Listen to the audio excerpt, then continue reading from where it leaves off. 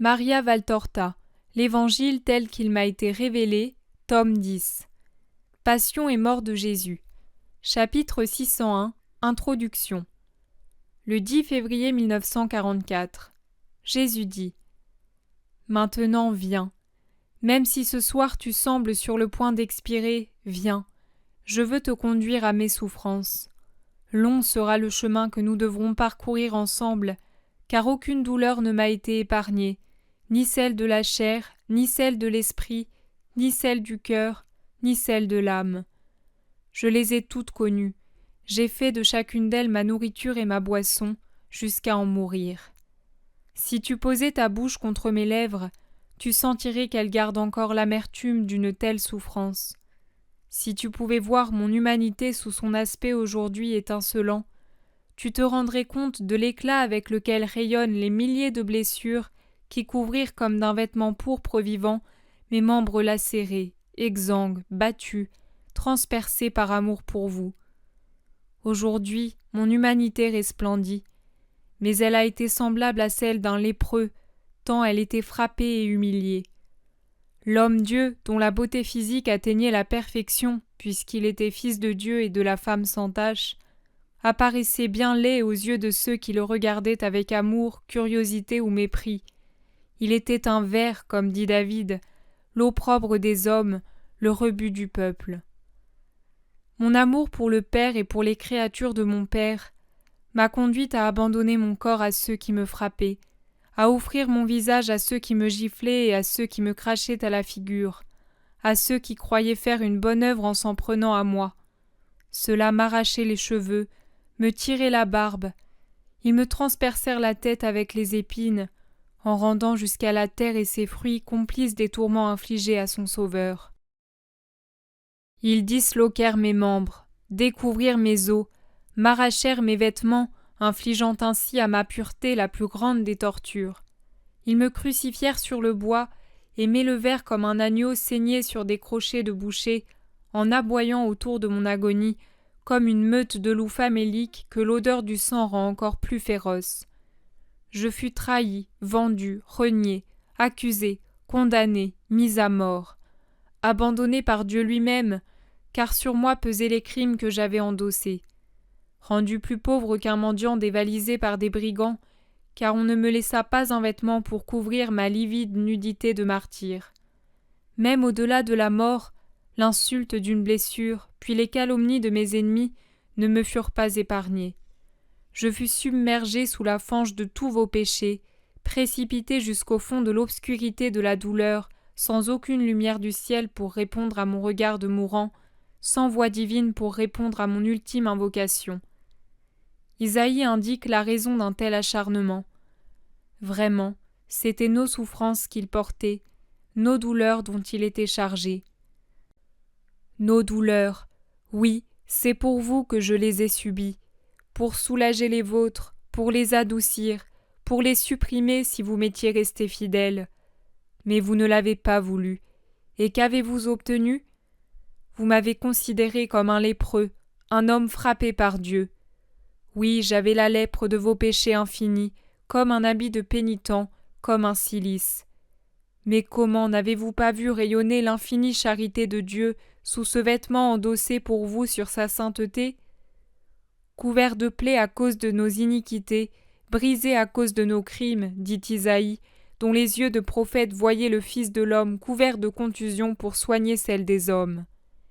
Et s'il s'était agi seulement des plaies de ma chair, mais vos coups qui m'ont le plus fortement atteint s'en prenaient à mes sentiments et à l'esprit. Vous les avez pris pour cible. Vous m'avez blessé dans mon amitié pour vous à travers Judas, dans la fidélité que j'attendais de vous à travers Pierre qui renie, dans la reconnaissance pour mes bienfaits à travers ceux qui me hurlaient « Meurs donc !»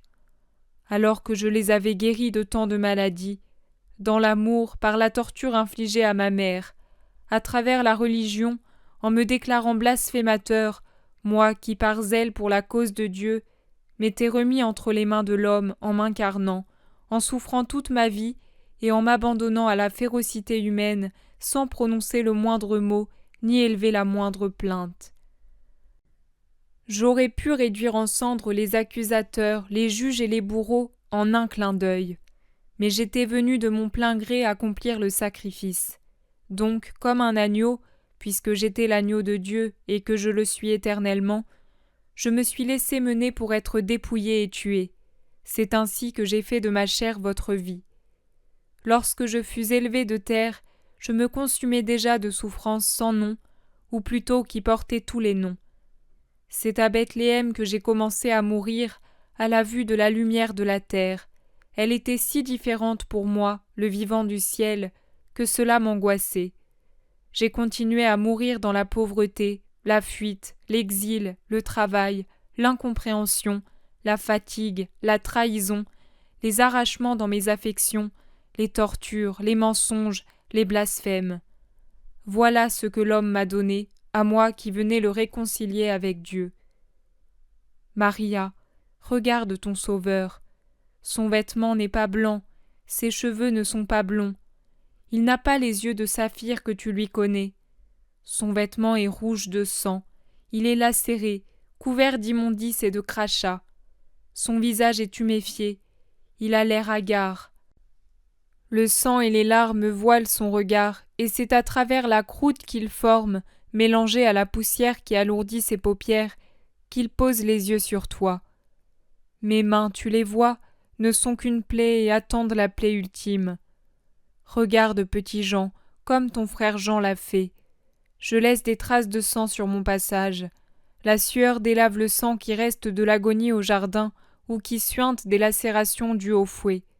Ce sont des lèvres brûlantes et tuméfiées qui laissent passer ma parole, en un souffle haletant d'un cœur qui meurt sous toutes sortes de tortures. Désormais, tu me verras souvent ainsi. Je suis le roi de douleur, et je viendrai te parler de ma souffrance en vêtements royal.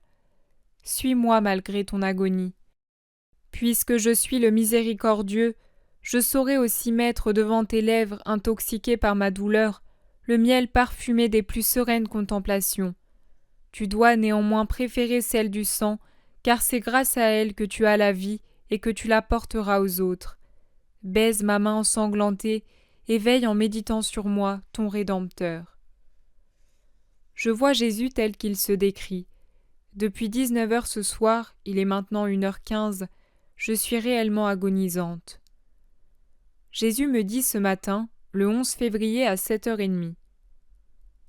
Hier soir, je n'ai pas voulu te parler d'autre chose que de mes souffrances, car j'en ai commencé la description et la vision. Hier, c'était l'introduction, et tu étais si épuisé, mon ami. Mais avant que l'agonie recommence, il me faut te faire un doux reproche. Hier matin, tu t'es montré égoïste. Tu as dit au père Migliorini « Espérons que je vais pouvoir durer, car c'est moi qui souffre le plus. » Non, sa souffrance est plus grande que la tienne. Non seulement elle est lourde, mais elle n'est pas compensée par le bonheur de voir et d'avoir Jésus présent, comme toi, dans sa sainte humanité. Ne sois jamais égoïste, même dans les plus petites choses. Un disciple, un petit Jean, doit être très humble et charitable comme son Jésus. Et maintenant viens avec moi. Les fleurs se montrent, le temps des mondées est venu, le roucoulement de la tourterelle se fait entendre. Ces fleurs ont poussé dans les mares du sang de ton Christ, et celui qui sera coupé comme une branche élaguée, c'est ton Rédempteur. La voix de la tourterelle qui appelle l'épouse à son banquet de noces douloureuses et saintes, c'est la mienne qui t'appelle.